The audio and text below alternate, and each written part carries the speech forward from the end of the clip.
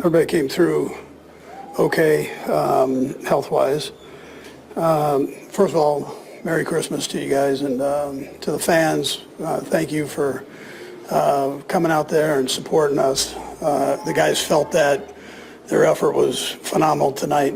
We got to play a lot of young guys, which is a positive, and they're following what the veterans are all about and their culture that they've established here. So that's a positive that we could take out of this thing.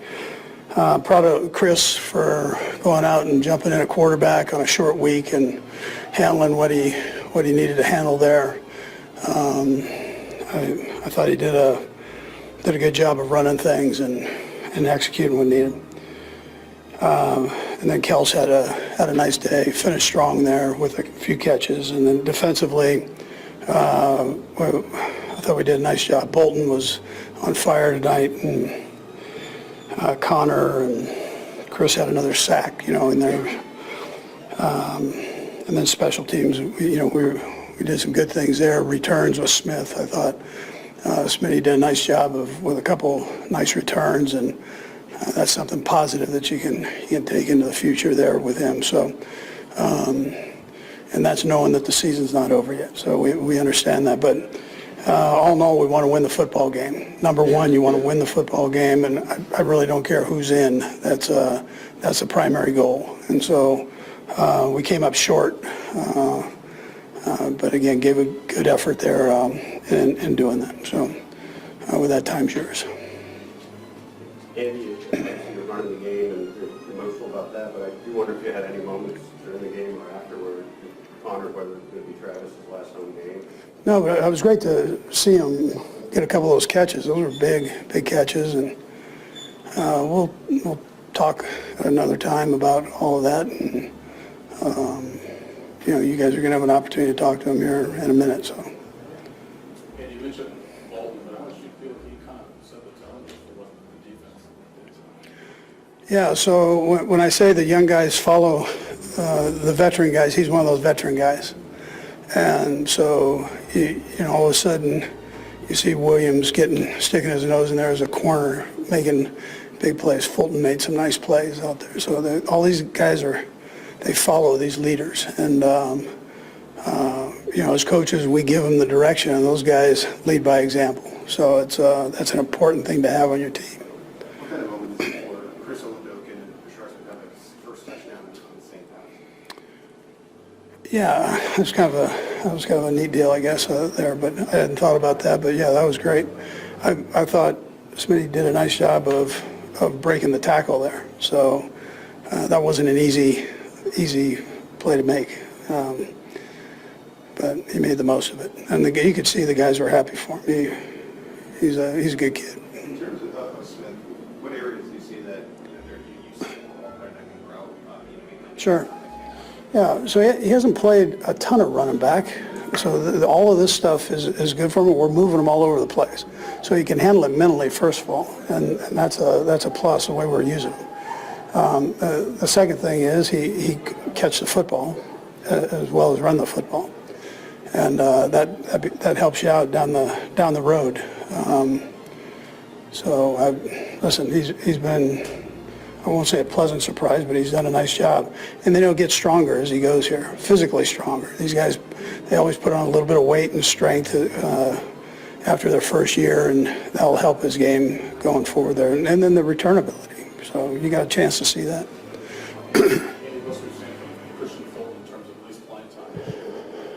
Yeah, so I thought he played like he was healthy. And so that Brett brought him in here knowing that. He was a good football player, but he hadn't been able to stay healthy. So he was able to get himself in a position now where he's feeling better football-wise and get himself out there and play. But that's what he's capable of doing, I know, man. I know. I'm beating myself up. But I know. Yeah, that could have saved us 4 points. I felt like the guard moved. But yeah, critical situation. I got to be better. I'm going to beat myself up about that one. So close. I know it, man. I know it. We're right there. Does it feel symptomatic of this season? I mean, it feels like you guys have kind of been snake bit in those close and late situations, and whether it's missed field goal or whatever it is, it seems like you guys just the coin flip comes the wrong way this year. We've been beating ourselves up this year a lot, especially with like critical errors and critical situations. It's like I can't do that, man. Yeah, I can't do that. But yeah, this been happening over the year. We'll get better. How ready are you to watch the season away and maybe focus on just that off-season process and getting better? Listen, man, we got like one more game left. It's like we got to focus on it now. You got to be where your feet at. You got to be present. And you still got areas you can get better in to close the season. You know what I mean? And then we got a lot of young guys playing who is broadcasting their talent. So I don't think you can look at off season now when the season is over with. Then you can analyze your play. Then look at areas you can get better in. This game meant nothing, but it looked like the player, you, Nick Bolton, all the guys have like a lot of energy. I guess where do you think that stemmed from? This game meant something to us. I mean, we're out there playing. Still another opportunity to play the game we love. It's unfortunate that we're not fighting for playoff positioning right now, but we'll be back. We'll be back.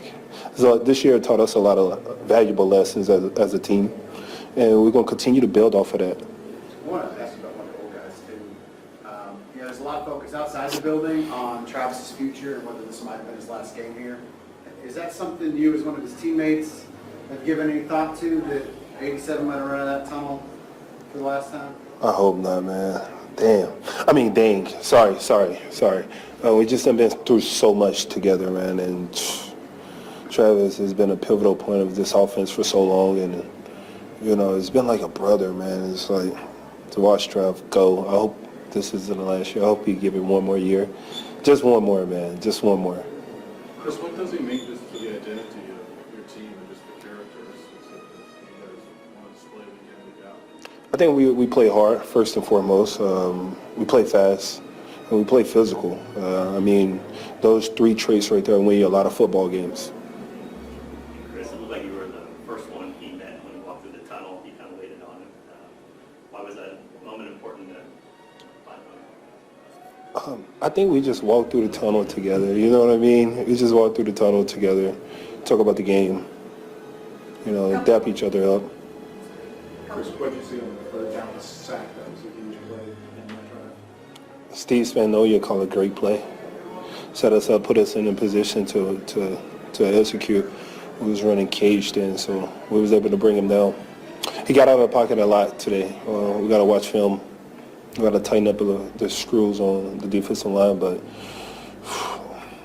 we left some opportunities out there. They had so many long drives, not only number of plays, but length of time. How much did that wear on you guys late in the game? Because I think they had a 9-minute, 47-second drive, 2 of their 8-minute drives. How much does that wear you guys down? I think we were conditioned for it. Not too many players was exhausted. We was doing a great job of subbing in and subbing out, getting new bodies on the field, especially in critical situations. So I don't think fatigue played a part in the game. Arrowhead Stadium in December is a living, breathing force, a place where the cold cuts deep and the crowd's roar can be felt in the chest like a second heartbeat. Lose yourself in the spectacle, and you might forget that Kansas City season has slipped quietly into irrelevance, especially after a bruising 26-9 loss to the Titans. The final stretch offers nothing in the standings, with only the Broncos at home and the Raiders on the road left play. But for one man, these closing moments pulse with the weight of history. Travis Kelce enters Thursday night beneath the harsh stadium lights, a man with 68 catches, 803 yards, 5 touchdowns, and a career that already reads like a legend.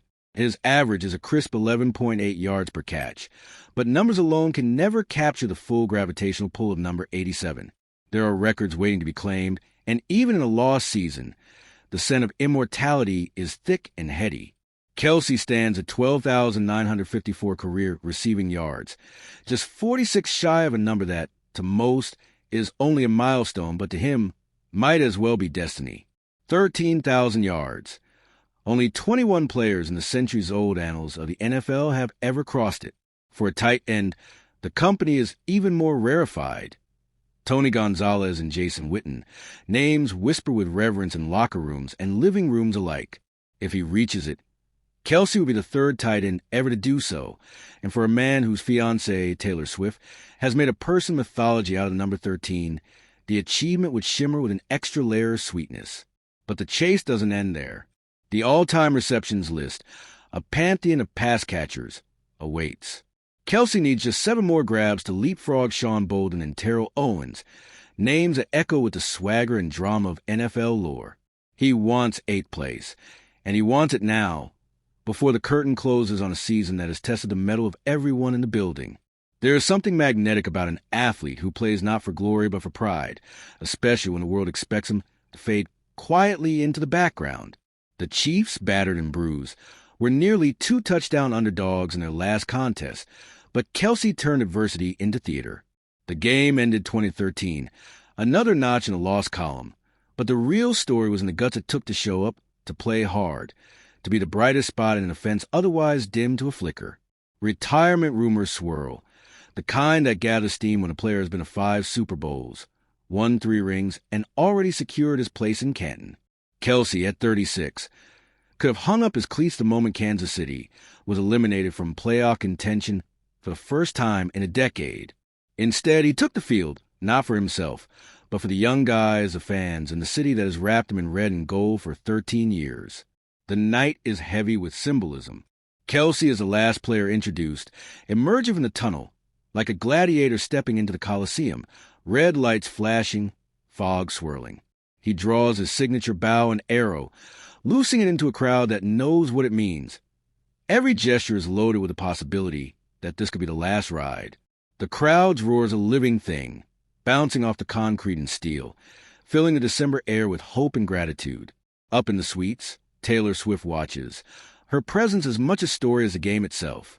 Mahomes, sidelined by injury, and Chew, nursing his own wounds, sit beside her, the next generation of Chiefs royalty bearing witness to what might be the end of an era. Kelce's words after the game are tinged with reflection, but threaded with joy. You've got everybody in the world watching you. You get to go out there with the young guys on primetime television. Young guys get an opportunity to taste what this NFL life is like. He speaks of the love from the fans, the generations of happiness, and the privilege of making memories in a cathedral like Arrowhead.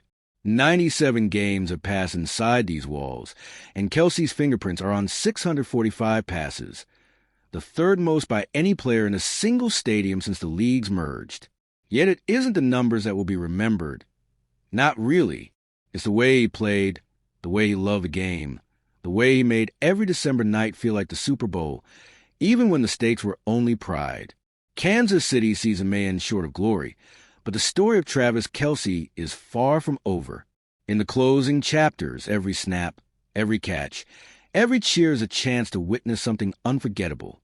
As Arrowhead's lights blink against the winter sky, the legend grows, impossible to ignore, impossible to forget.